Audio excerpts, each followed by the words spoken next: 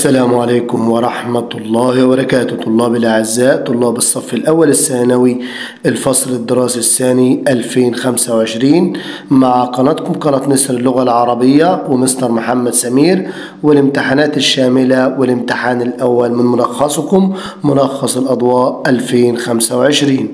طبعا الامتحان الأول طبعا في أسئلة طبعا مهمة جدا، إن شاء الله بإذن الله تبقى قريبة ومحاكية لامتحان آخر العام. اللهم صل على سيدنا محمد صلى الله عليه وسلم. ربنا افتح بيننا وبين قومنا بالحق وأنت خير الفاتحين. اللهم ارزقنا الحكمة وفصل الخطاب. بسم الله بسم الله بسم الله. ابن العزيز وطالبة العزيزة، طالب الصف الأول الثانوي وطالبة الصف الأول الثانوي، ما تنساش تشترك في قناة نسر اللغة العربية وتنشر طبعا الامتحان ده بإذن الله، لأن نشر العلم فيه خير كثير. نبدأ بسم الله. السؤال طبعا اقرأ ثم أجب. إن للغة العربية أهمية كبيرة في الثقافة والتراث والأدب العربي، لأنها تعتبر جزءا من الحضارة العربية، وتعد اللغة العربية من اللغات الإنسانية السامية، والتي ما زالت محافظة على تاريخها اللغوي والنحوي منذ قديم الزمن. وتعتبر اللغة العربية لغة العديد من الشعوب والقوم مثل ثمود وعاد وغيرهم، وساهم ذلك في انتشارها في الجزيرة العربية وبلاد الشام. إن اللغة العربية هي لغة الإسلام والقرآن الكريم والأحاديث النبوية الشريفة، وساهم في تعزيز قيمتها ومكانتها عند العرب والمسلمين. وقد ساهمت اللغة العربية أيضا في نهوض العديد من الحضارات وخصوصا الأوروبية، مما أدى إلى تشجيع الأوروبيين لتعلمها وفهمها للتعرف على حروفها وكلماتها. تتمتع اللغة العربية بخصوصية لغوية تجعلها تتميز عن اللغات العالمية الأخرى، والتي تظهر في بيانها ووضوح مفرداتها وكلماتها. وتستخدم العديد من اللغات السامية كلمات ذات أصل عربي، مما ساهم في تعزيز التقارب بين اللغة العربية واللغات العالمية الأخرى. السؤال الأولاني ابن العزيز بيقول لك هات أو حدد المراد من كلمة تعد في إطار السياق الذي جاءت فيه. طبعا تعد اللغة العربية طبعا تساهم ما تنفعش، وتشارك ما تنفعش، وتتميز ما تنفعش. طبعا تعتبر الإجابة نمرة ألف. من الأمور التي ساهمت في تقوية مكانة وقيمة اللغة العربية من خلال فهمك للفقرة الثانية، طبعا عن أنها لغة الشعب القديمة طبعا غلط. أنها لغة القرآن الكريم والسنة النبوية، طبعا دي الإجابة الصحيحة. عندنا استخدام الكلمات السامية كلمات عربية، طبعا برضو غلط. رابط الأوروبيين في تعلمها برضو غلط. يبقى اللي هي جعلت قيمة للغة العربية طبعا هو القرآن الكريم، لأنه فعلا اللي حفظ اللغة العربية، وبدون القرآن الكريم لضاعت اللغة وضاعت قواعدها النحوية. وزي ما ربنا عز وجل قال إن نحن نزلنا الذكر وإن له لحافظون. سؤال رقم 3. مما أدى إلى تشجيع الأوروبيين لتعلمها. طبعا يا جماعة عندنا علاقتها ما قبل تعليل، تفصيل، نتيجة، توضيح. طبعا أهو مما أدى إلى تشجيع الأوروبيين لتعلمها. بالنسبة عندنا وقد ساهمت اللغة العربية أيضا في نهوض العديد من الحضارات وخصوصا الأوروبية، والنتيجة المترتبة أدى إلى تشجيع الأوروبيين طبعا لتعلم. الإجابة طبعا نتيجة، إجابة نمرة ج. وجود كلمات عربية في اللغات السامية نتج عن طبعا أول حاجة انحصار اللغة، طبعا غلط. التقارب بين اللغة العربية واللغات الأخرى، دي الإجابة الصحيحة. طبعا زيادة لغة اللغة لأ، وتراجع اللغة العربية ما ينفعش. بعد كده ابن العزيز لو تطرقنا السؤال الخامس، استنتج هدف الكاتب من المقال في ضوء ما فهمت من الموضوع. عندنا طبعا مقارنة اللغة العربية باللغات الأخرى طبعا غلط. بيان عالمية اللغة العربية، دي الإجابة الصحيحة. طبعا بيان الفضل اللغة العربية على اللغات الأخرى طبعا غلط. كيفية تعلم اللغة العربية برضه غلط. هي بيان عالمية اللغة العربية. بعد كده السؤال السادس، تكلم العديد من الشعوب باللغة العربية ساهم في. طبعا ساهم في هل انتشارها، دي الإجابة الصحيحة. انحصارها ضعفها اختفائها في انتشارها. سؤال 7 من خلال الفقرة الثانية تتميز اللغة العربية عن اللغات العالمية الأخرى. طبعا اللغة العربية بتتميز بيانها ووضوح مفرداتها وكلماتها. طبعا إنها لغة محلية غلط، قلة مفرداتها غلط، وإنها لغة تراثية برضو غلط. السؤال الثاني طبعا استنتج في إطار ما فهمت من الفقرة السابقة التأثير الذي أحدثته اللغة العربية على الحضارات الأخرى. طبعا ساهمت في تطوير الفلسفة والعلوم، لا ما ينفعش. استخدمها في الأدب والشعر والدين فحسب، برضو غلط. إقبال الأوروبيين على تعلمها وفهمها، طبعا هي دي الإجابة الصحيحة. دي الفقرة الثانية. تميز الدارسين للغات بصفات عامة حتى عن شتى الدراسات الأخرى، طبعا دي غلط. ندخل على السؤال التاسع. أيام الشباب هي خير أيام الحياة، وهي أكبر مظاهر القوة وأكبر مظاهر الإنسانية، وهي في الأيام كالربيع في الزمان. تغنى بها الشعراء. فالشباب كان شغلهم الشاغل إذا وجد وإذا فقد، وما أكثر من القول في الحزن عن المشيب إلا لأنهم أعظم الشباب. ثم أين حكمة الشيوخ من قوة الشباب؟ فلطالما كانت الحكمة معوقة عن العمل بما ملأت من حذر ومن دعوى بعد النظر، بل وما الحكمة التي زعموها إلا وليدة الشباب وفضل الشباب. فلولا حركة الشباب الدائمة وإقدامهم في شجاعة على الخطأ والصواب ما كانت حكمة ولا تجارب ولا مران ولا شيء مما يدعى المحنكون. والحق أن لا شيء في الشيوخ يعوض ما للشبان من لمعان في عيونهم وقوة في عضلهم ويقظة في عقلهم ويقين في قلبهم. ليسوا بالأطفال يصعدون ولا بالشيوخ ينحدرون، إنما هم في الذروة التي ليس بعدها غاية، هم حجر الزاوية ووسط العقد في الأمة. طبعا ده فيض الخاطر أحمد أمين، موسوعة الطفل. بعد كده ابن العزيز الأسئلة اللي موجودة على النص السابق أو المقال السابق. ميز من خلال قراءتك للفقرة مرادف كلمة شغلهم في إطار سياقها التي وردت. طبعا هي همهم، الإجابة الصحيحة همهم، لأن طبعا هدفهم ما تنفعش، اندفاعهم طاقتهم ما تنفعش. سؤال رقم 10 استنتج العنوان المناسب للموضوع. طبعا العنوان المناسب للموضوع عندي حكمة الشيوخ، الشباب والعمل، الحكمة والدة التجربة، من قوة الشباب إلى حكمة الشيوخ. طبعا الشباب والعمل لأنهم هم الطاقة. سؤال 11 حدد علاقة قوله بما ملأت من حذر بقوله كانت الحكمة معوقة عن العمل بما ملأت من الحذر. طبعا سؤال 11 طبعا إجابة تعليل، بيعلل كانت الحكمة معوقة عن العمل ليه؟ بما ملأت من تحذير. السؤال رقم 11. السؤال رقم 12 دلل على إعظام الشعراء للشباب في ضوء ما عرفته من القطعة. طبعا أنه أكبر مظاهر القوة، أنه أكبر مظاهر الإنسانية، أنهم صوروه بالربيع في أشعارهم، أنهم أكثر الحزن على المشيب. ديت الإجابة نمرة د. طبعا ديتي من السؤال 12. لو نظرنا على السؤال 13 برهن على وجود أثر إيجابي لحركة الشباب الدائم وإقدامهم في شجاعة على الخطأ والصواب. تعال نشوف الإجابة. طبعا بناء الخبرة القائمة على التجارب الذاتية، ولا المكاسب التي يحصلها الشباب بكل سهولة، ولا انتشار أفكار بسرعة شديدة في البيئة المحيطة، ولا وصول من الإنتاج العديد من الأعمال التي تفيد. طبعا البناء الخبرة القائمة على التجارب الذاتية دي الإجابة الصحيحة. السؤال 14 استنتج الهدف الذي رمى إليه الكاتب من التأكيد على حركة الشباب الدائمة. طبعا السؤال 14 أول حاجة تشجيع الشيوخ على العمل، طبعا غلط. إنما بقى تسليط الضوء على قدرة الشباب على التغيير دي الإجابة الصحيحة. طبعا إظهار عيوب الشباب، أهمية الحكمة في الحياة، طبعا دي مالهاش علاقة بحركة الشباب الدائمة. طبعا دي الهدف منها هي تسليط الضوء على قدرة الشباب على التغيير. سؤال 15 ابن العزيز من قصة أبو الفارس عنترة.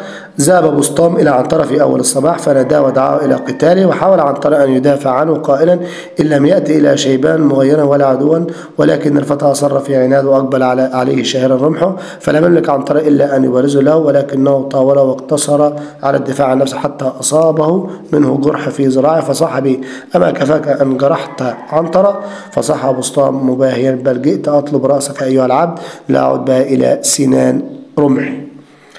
السؤال 15 بيقول لك الموازنة، ركز معايا اهوتي. الموازنة، بالموازنة من الفقرة السابقة بين الموضوع السابق نجد أن اتفاقا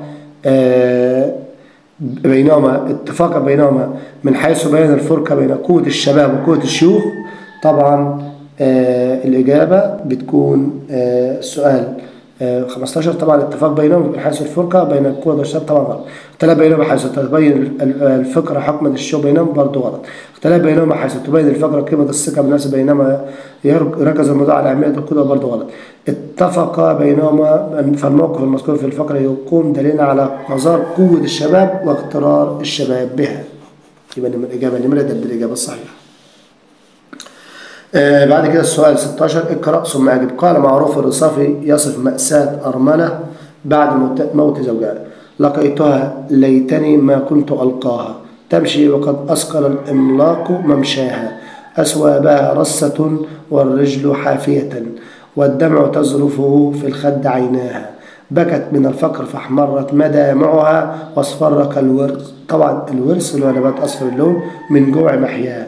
مات الذي كان يحميها ويسعدها، فالظهر من بعده بالفقر أشقاها، الموت أفجعها والفقر أوجعها، والهم أنحلها والغم أضناها، فمنظر الحزن مشهود بمنظرها، والبؤس مرآة مقرون بمرآها، حتى غدا جسمها البرد مرتجفا كالغصن في الريح، واستطلحك سنيا. طبعا استركت طبعا اهتزت وارتجت. البيت طبعا السؤال 16 في البيت الأول: تمنى الشاعر أمنية ثم قدم بعدها مبرراته، وضح ذلك. طبعا بيقول لك إن الإجابة هتبقى تمنى أن لو لم يكن قد ارتجع المرأة لما شاهده من منظر البؤوس. سؤال 17 ميز الصورة البيانية التي توحي بضعف جسم المرأة وهزالتها. طبعا هيكون نمرة باء الهم أنحلها والغم أضناها. سؤال 18 استنتج على قول الشاعر: مات الذي كان يحميها ويسعدها. طبعا الإجابة نمرة د تعليل.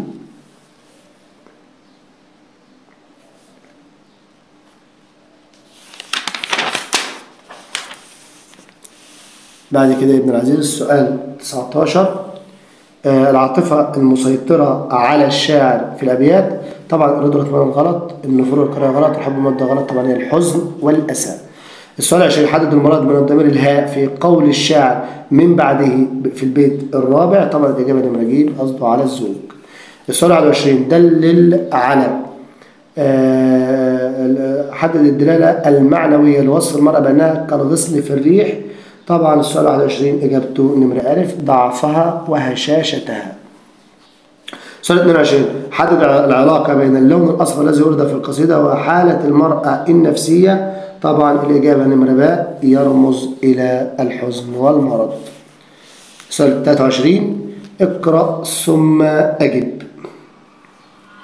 في بعض الأحيان، ركز ابن العزيز، في بعض الأحيان أكون جالسا على مكتبي قبل طلوع الشمس، أمامي الآلة الكاتبة أدق عليها وأرمي بورقة إسر ورقة، وإلى جانبي فنجانك وأرشف منه أذهل عنه، فأحس براحتيك الصغيرتين على كتفي، فأدير وجهي إليك لأصبح على بستان وجهك، وأستمد من عينك النجلوان وصارك الباسم ما أفتكر إليه من الجلد والشجاعة وأرفع يدي فأطوقك بذراعي وأضمك إلى صدري وأمسح على شعرك المسهل على ظهرك وجانب محياك الوضيء، وأتملى بحسنك فينشر في كف صدري نور البشر والطلاقة. طبعا ده إلى ابنتي حياة. طبعا الكاتب العالمي إبراهيم المزني.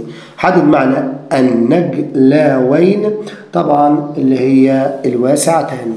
نوع التشبيه فيه بستان وجهك. السؤال 24 طبعا هيبقى تشبيه بليغ، نجي صورة المبتدأ والخبر.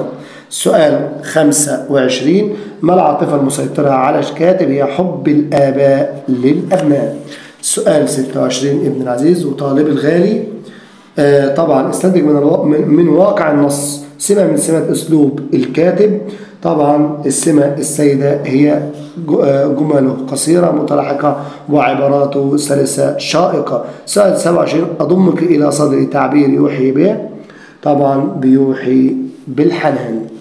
استنتج الدافع وراء احتضان الكاتب لابنته، طبعا هو الرغبة في حمايتها من مخاطر الحياة. السؤال 29 تاني، استنتج الدافع الأساسي وراء احتضان الكاتب لابنته. السؤال 28 طبعا الرغبة في حمايتها من مخاطر الحياة، الشعور بالمسؤولية الأبوية، البحث عن الراحة النفسية والاطمئنان، الرغبة في استعادة ذكرياته. طبعا هي البحث عن الراحة النفسية. دي السؤال 28. السؤال 29 استنتج دلالة الجمع بين كهف وصدر ونور البشرية البشر والطلاقة، طبعا إشارة إلى عمق الحب الأبوي وتأثيره. سؤال 30 استنتج الدلالة النفسية لوصف الأب لصدره بأنه كهف الشعور بالوحدة والانعزال. بعد كده ابن العزيز لو احنا تطرقنا إلى السؤال 31 حدد مما يلي ناتجة مترتبة على نجاح ثورة أبو مسلم الخراساني. طبعا الإجابة طبعا تبقى نجيم قيام الدولة العباسية، ديت النتيجة مترتبة على قيام نجاح ثورة أبو مسلم الخراساني أو الخراساني. 32 قال حافظ إبراهيم وقف الخلق ينظرون جميعا كيف أبني قواعد المجد وحدي. استنتج من البيت السوسية من سمة المدرسة الكلاسيكية، طبعا الاهتمام بقضايا الوطن. سؤال 33 ميز من البداية التالية عمل من الأعمال التي أثرت على طور الكتاب في العصر الدولة الأيوبية، طبعا هو النهضة الفنية للأدباء. السؤال 33 النهضة الفنية للأدباء السابقين. قال أحمد شوقي أبا الهول ما أنت في المعضلات، لقد ضلت السبل فيك الفكر، تحيرت البدو ماذا تكون، وضلت بوادي الظنون الحضر. استنتج من البيت السابق مظهر من مناظر التطوير عند شوقي. طبعا مظاهر التطوير عند شوقي يا جماعة. السؤال 34 طبعا الإجابة تبقى الميل إلى التاريخ. السؤال 35 يا حاصد النار من أشلاء قتلانا، من كالضحايا وإن كانوا ضحايانا، كم من ردى في حياة وإن خزل ردى في ميتة، وانتصار جاء خذلانا. صدق من خلال قراءة الأبيات السابقة خصيصها خلل فيها شعراء الواقعية من حيث شكل البناء الشعري.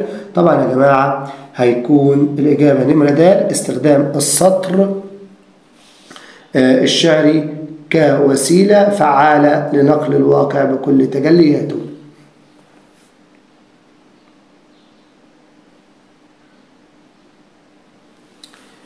قال الجانب على الجانب في دار العلوم وتجر الزيول في غير نقر طاهر النفس طاهر الجلباب. حدد اللون البياني فيه تجر الزيول. طبعا الإجابة هتكون نمرة باء كناية عن صفة. السؤال 37 يقول أحمد شوقي مستطار إذا البواخر رنت أول ليل أو عود بعد جرس، راهب في الضلوع للسمن فاطن كلما ثرنا طبعا شاعت بنقصي. حدد علاقة المجاز موسى في قول الضلوع. طبعا الجزئية ذكر الجزء وأراد الكل. 38 قال الشاعر أيا هادم اللذات ما منك مهرب، تحازن نفسي منك ما سيصيبها. حدد الصورة البيانية في هادم اللذات. طبعا كناية عن موصوف اللي هو الموت. ديتي الإجابة نمرة باء. قال الشاعر وما قضت مصر من كل لبناتها حتى تجر زيول الغبطة القشبة. حدد نوع الخيال فيما تحته خط تجر زيول الغبطة.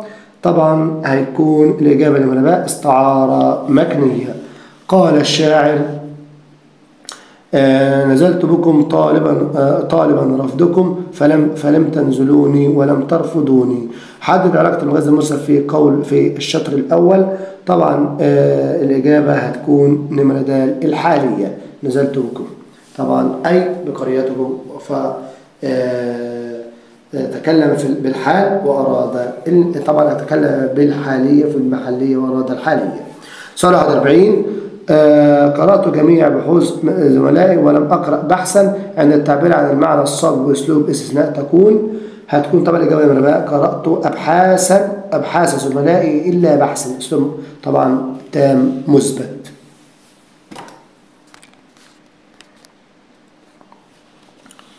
بعد كده السؤال 42. شعب مصر صار بناء لكل مجد ومثال الصبر والجهاد. طبعا بناء اسم ممدود همزته همزة طبعا منقلب عن أصل اللي هو منقلب عن ياء. سؤال طبعا يحيى الشعب مهيبا جانبه لا ينحني لمحنة. كلمة جانبه طبعا هتكون الإجابة نمرة باء نائب فاعل، لأن طبعا مهيب ده اسم مفعول لفعل ثلاثي فعله هيبة. السؤال بعد كده 44 بيقول لك يرجو عند إسناد الفعل إلى واو الجماعة بيكون طبعا الإجابة نمرة ج الطلاب يرجون تحقيق الهدف. السؤال 45. الشعب المصري أدهش العالم على مر السنين. كلمة السنين بتبقى ملحقة بجمع المذكر السالم. السؤال 36. الطالبان كلاهما مهذب. كلمة كلاهما أو كلمة كلاهما طبعا بتكون مبتدأ ثاني، لأنه المهذبان هتبقى توكيد معنوي. يقول أبو فراس الحمداني: إذا ليلى أضواني بسط يد الهوى وأزلت دمعا من خلائقه الكبر. نوع في كلمة أو في الفعل أضواني ثم وزنه طبعا ديتي الواو بتكون عين الفعل، وأضواني وزنها أفعلني. السؤال 48. الجندي مستدعى للجهل. عند جمع كلمة الجندي تكون الكلمة الجنود مستدعون للجهاد. السؤال 49. إن القاضي بالعدل مقدر من الناس. علامة إعراب ما تحته خط هتكون الفتحة الظاهرة. السؤال 50. قال الشاعر: ولد الهدى فالكائنات ضياء وفما الزمان تبسما وثناء. ولد الهدى طبعا الفعل مبني المجهول يبقى الهدى يا جماعة نائب فاعل مرفوع وعلامة رفعه الضمة المقدرة، لأنه طبعا آخر ألف لينة أو معتل الآخر بالألف، فطبعا هتبقى الضمة المقدرة. سؤال 51. اكتب دعوة لأحد علماء البيئة تدعو لإلقاء محاضرة للتعقيب على مخرجات مؤتمر المناخ. طبعا ديتي أسيبها لك انت تكتبها في التعليقات. وسؤال 52. لولا الوالدان لأصبحنا في ضياع، فهما يمثلان الحب والأمان والسند والاستقرار، لأنهما يعطيان دون أن ينتظر أي شيء. اكتب في هذا الموضوع. طبعا بتتكلم عن حب الوالدين وعن برهم وطاعتهما وعدم إعاقتهما. طبعا الاثنين أسهل من بعض. السؤال 51 52 إن شاء الله أشوفهم في التعليقات.